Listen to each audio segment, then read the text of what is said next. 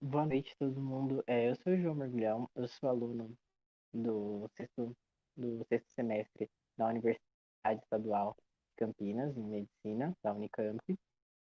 E eu fui convidado aqui hoje por uma outra informação que eu dei, acabei dando para o pessoal da gestão da DENEM, também sou coordenador regional da DENEM da Sul 2. E ela era basicamente sobre saúde e comunidades de terreiro. Hoje, colocando um pouco mais adaptado para o tema, um pouco mais abrangente, eu queria começar falando um pouco que a gente está lidando, quando a gente está, principalmente quando a gente está se introduzindo no tema, a gente está falando de duas discussões completamente complexas e profundas. A gente está numa discussão bem ampla, que é saúde, e uma tão ampla quanto que é sobre espiritualidade e religiosidade. Eu gosto, pessoalmente, de começar entendendo que eu acho que foi mais didático no meu processo, de entender um pouco melhor a parte mais formal e acadêmica da discussão. Sou pesquisador também na área de saúde das comunidades candomblé, que é a minha religião, né, a religião da minha família. Então, basicamente, para mim, tudo foi muito mais fácil de ser entendido, com primeiro começando a entrar numa discussão e depois fazer integração com a outra. Então, pessoalmente, primeiro eu comecei a entender o que era saúde. E aí a gente começa a passar pela definição de saúde, que é um processo histórico muito complexo para a gente poder entender o que é saúde. E se a gente for pensar em termos mais atuais, uma das ideias mais difundidas de saúde que tem, depois de muita luta vencermos a ideia de que saúde é ausência de doença, a ideia que é muito difundida mundialmente, né? Mundialmente, mais eurocêntrica, de que, como a OMS coloca, que saúde é o bem-estar completo, físico, psíquico e social.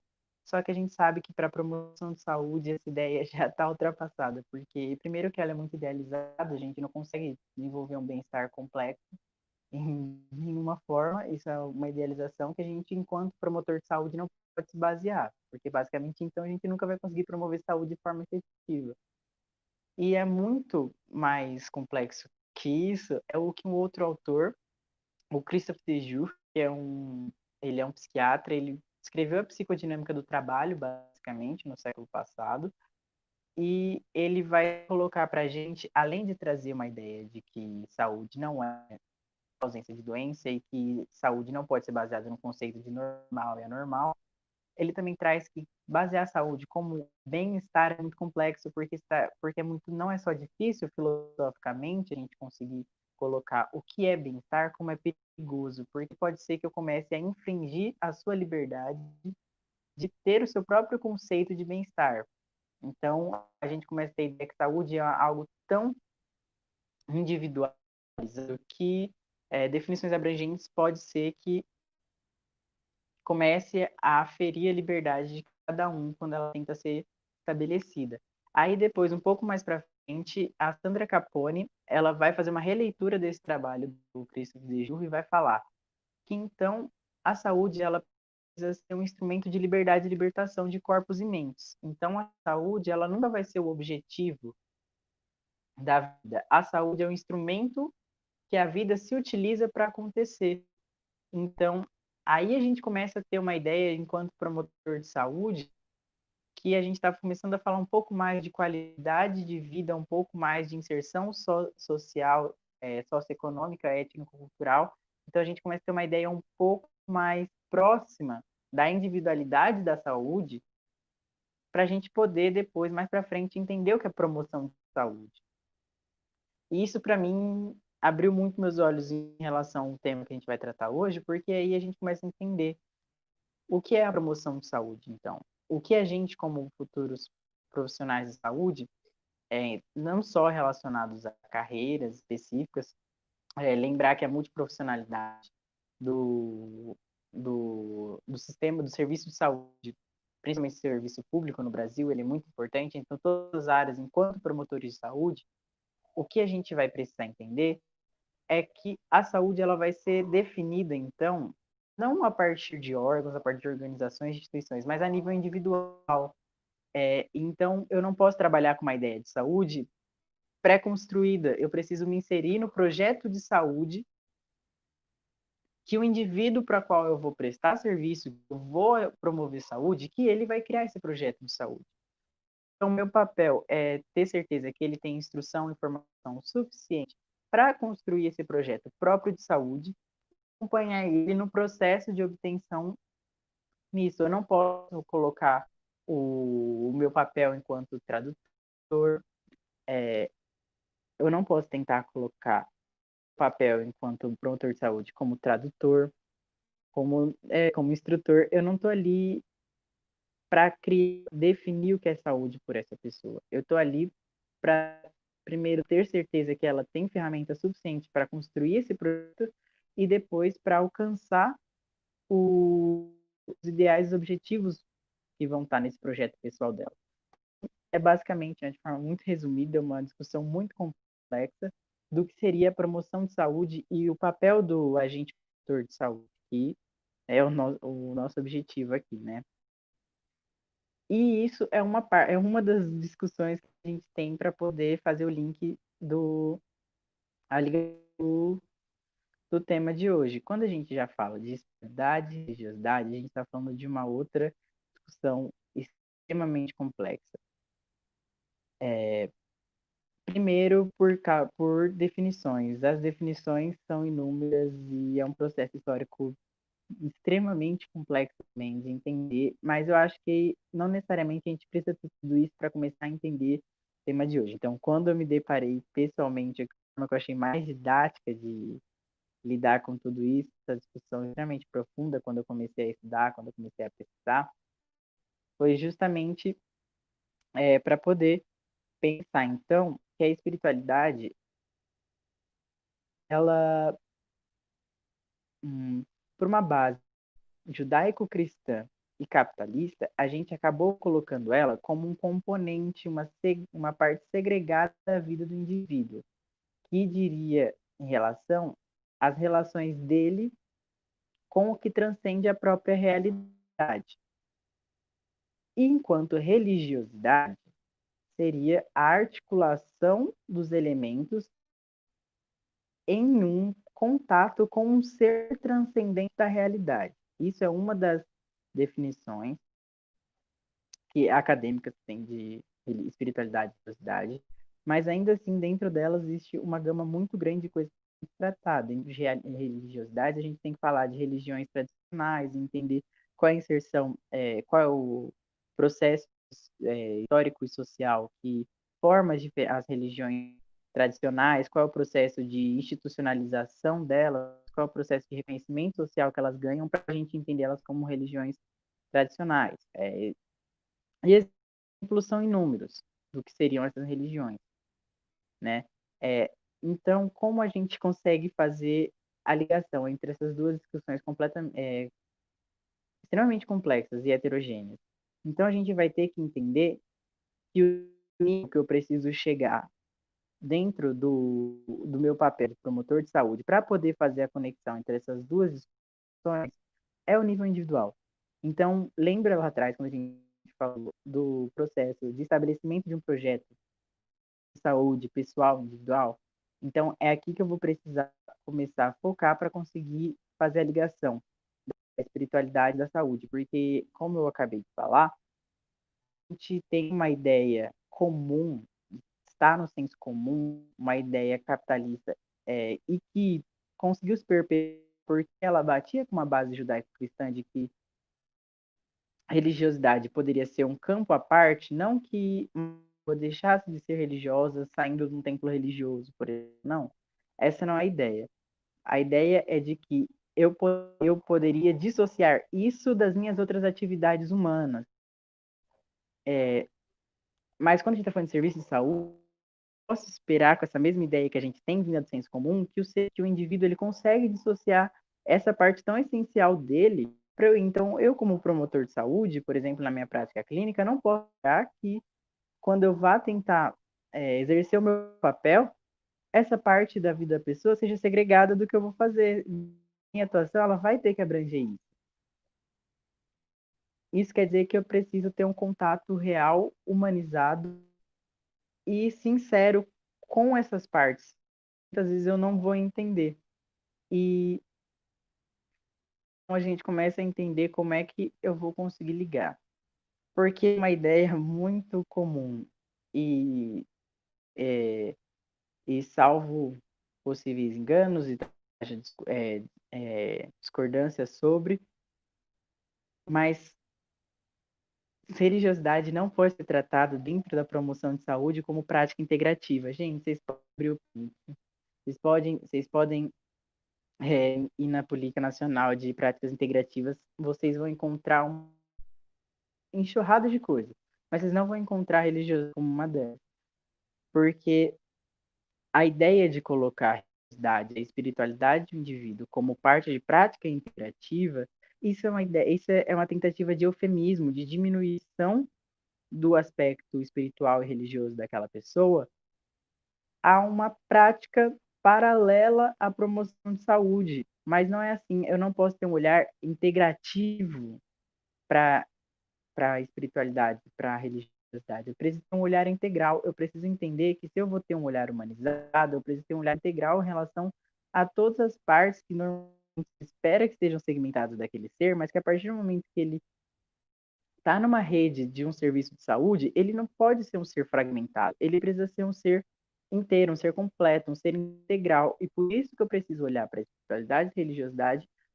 como integral, porque eu vou estar respeitando o ser enquanto um todo, né? Eu não vou estar segmentando ele e faz parte de um processo, inclusive, de desumanização que muitas formas de religiosidade, algumas religiões tradicionais passaram. Então a gente começa a entender também que assim como tem todo um contexto socioeconômico relacionado à saúde, à promoção de saúde, que a gente fala de determinantes sociais do processo de saúde e doença, e toda essa discussão bem complexa também, eu também vou ter determinantes, eu também vou ter processos históricos sociais, na verdade socioculturais, ligados a formas de espiritualidade e religiosidades, que vão encostar diretamente nesses determinantes de saúde também.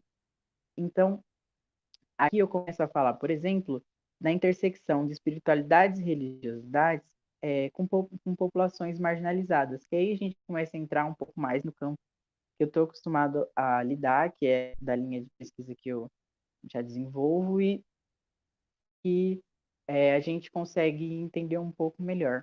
No caso do Brasil, existem diversas formas de religiosidades, algumas religiões tradicionais, outras formas alternativas de religiosidade, que elas passaram por alguns processos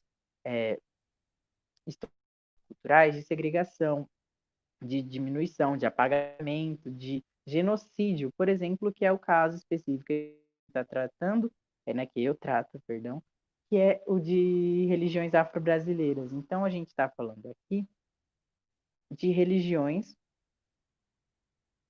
eu vou ter que lidar, eu vou ter que saber que a carga herança histórico, étnico-cultural daquelas pessoas, daqueles indivíduos para os quais eu vou ter que olhar para a saúde, ter um olhar de promoção de saúde um pouco mais refinado, eu vou ter que lembrar de todo o processo histórico que desenvolveu uma parte tão essencial dele.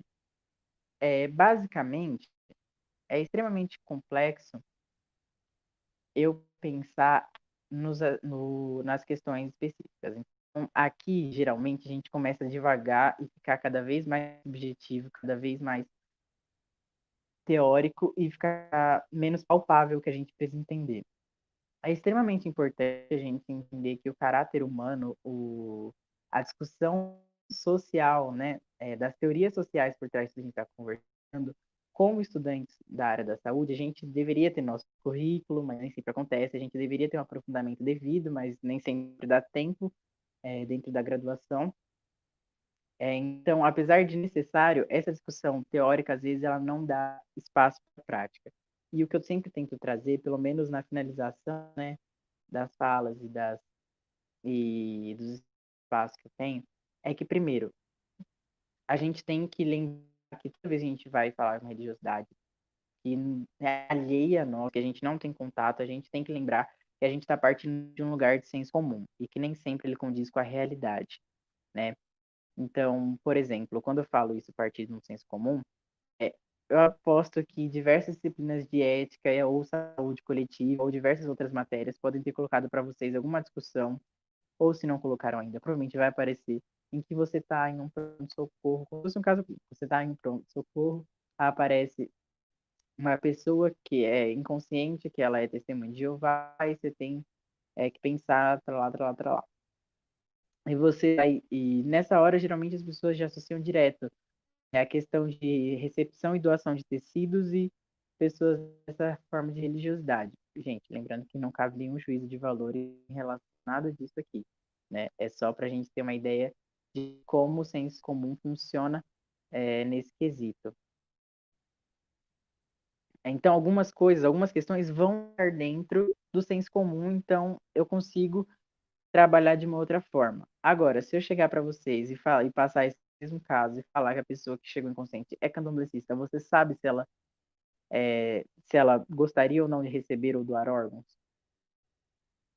Se eu falo, por exemplo, da questão quanto enquanto questão de saúde pública, você sabe geralmente posicionamento de várias religiosidades diferentes com base judaico-cristã, por exemplo, que tem uma posição em relação a isso. Você sabe qual é a posição dos povos de Axé? Então, algumas religiosidades foram colocadas à margem, foram colocadas de lado, passaram por um processo de apagamento histórico e construíram a sua dimensão no cotidiano do resto da sociedade. Então a gente acaba que não sabe o que fazer com elas literalmente. E aí que a gente começa a perceber buracos na nossa formação e depois de formado, buracos dentro da nossa prática clínica, dentro da nossa prática de promoção de saúde. E isso é extremamente importante a gente entender. Então, o que isso tudo envolve? Envolve que religiosidades e espiritualidades possuem campos, existem sentidos, territórios subjetivos, que são partes essenciais da sua dinâmica e que dizem respeito à saúde, ao cuidado, ao processo de autocuidado, ao processo de produção de um projeto próprio de saúde do indivíduo pertencente a ela. Eu preciso entender isso quando eu vou pensar na promoção de saúde desse indivíduo. Então, eu preciso conhecer é, essas, esses sentidos, esses territórios, esses campos subjetivos que são intrínsecos a essa forma de religiosidade e espiritualidade, que são intrínsecos a esse ser, para poder pensar na promoção de saúde dele. E quando eu penso, então, em religiões, formas de religiosidade, religiosidades, passaram por esse processo de apagamento, esse processo de marginalização, eu estou falando de algo que está cada vez mais distante de mim, enquanto um ser que não tem contato, né? Por exemplo, para mim não.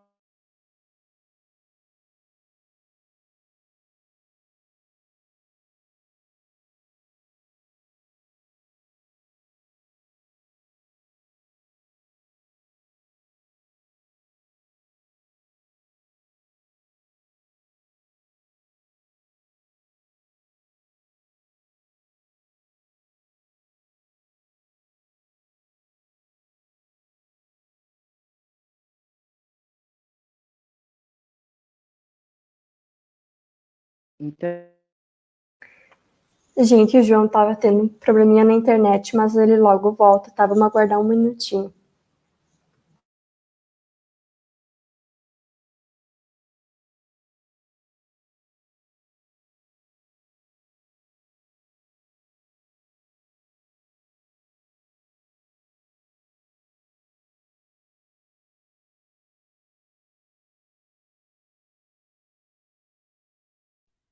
pronto. Eu acho que eu voltei. Ai, tá. Então, voltando um pouco,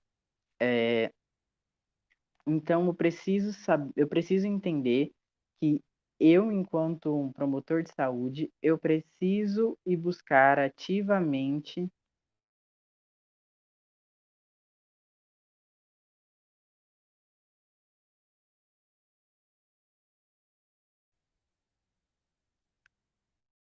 para poder garantir uma segurança na minha prática clínica.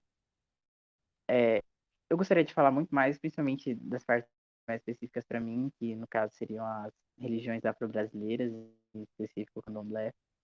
Tem muitas questões de saúde, saibam que as populações marginalizadas, elas têm necessidades e demandas muito específicas, muito gritantes e que colocam a vida e a qualidade de vida delas em risco. Então, saiba que existe sim um processo de apagamento até hoje dessas comunidades, dessas pessoas, dessas populações.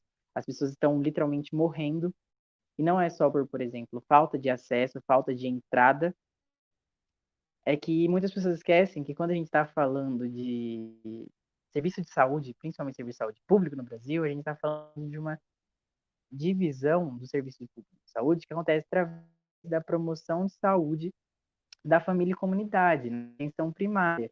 Isso quer dizer que a partir do momento que eu estou falando de uma estratégia de saúde da família, eu estou falando da divisão da sociedade em comunidades, que apesar do Estado vir de uma forma territorial, né, que a gente divide as comunidades dentro do serviço de saúde na atenção primária de uma base de territorialização, quando eu falo de estratégia de saúde da família, eu estou falando de um menor núcleo passível de divisão da comunidade, que é um segmento da sociedade. Então, eu estou falando de dividir cada vez mais em grupos.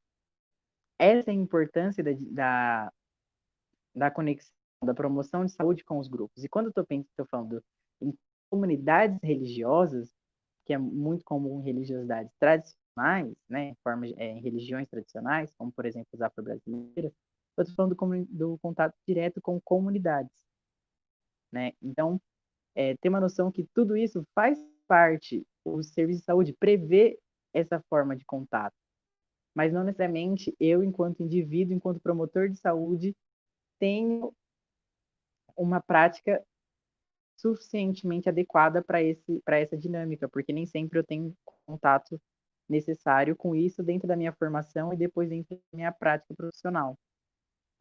Eu acho que eu não tenho assim para me estender e assim de deixar bem claro dessa parte é que o essencial que a gente pode entender é que o olhar integral para o ser humano ele vai envolver espiritualidade e religiosidade. Então você não vai estar aprendendo uma coisa aleatória, você não vai estar vendo algo que não diz respeito ao que você vai fazer. Porque se você quer ter um olhar humanizado, você precisa aprender a ter um olhar integral. E para ter um olhar integral, a gente precisa tirar essa ideia da cabeça de que uma pessoa é passível de ser segmentada, ser fragmentada.